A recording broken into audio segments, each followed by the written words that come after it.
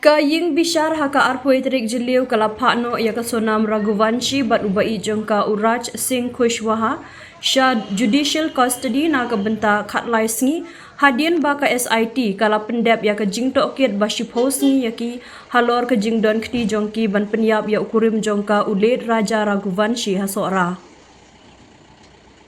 Kini ki arngut ki basyak keno kasonam bat Uraj mentah kasngi lawan rak ya ki hakmat ka ying kasyari hadian balakut no ka jingsyak tokit haki pulin.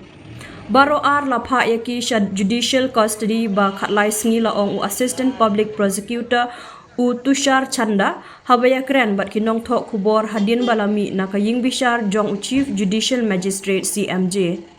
U Chanda ula pentip baki pulit ka jela Kim Sham lapan tok kit syuk ya kini ki arngut ki basyak kenok penyap ya Raja Raghuvanshi.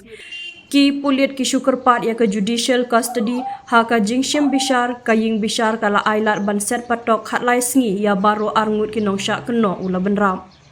Kat kum ke jingong u Chanda na ka liang ka defense ne legal aid omdon menu-menu ha ka por bishar ya kini ki arngut. Both the accused were produced today before the court. Custody is over today. So both the accused were sent for 13 days judicial custody. 13 days sir. 13 days judicial custody. Okay. Police ने रिमांड नहीं मांगा था? No. Police didn't ask for any remand. Just prayed for judicial custody.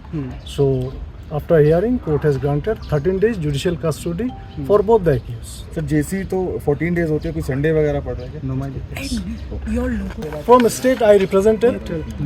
Then from defense, no legal aid was present. Only that. Thank you, sir. Thank you.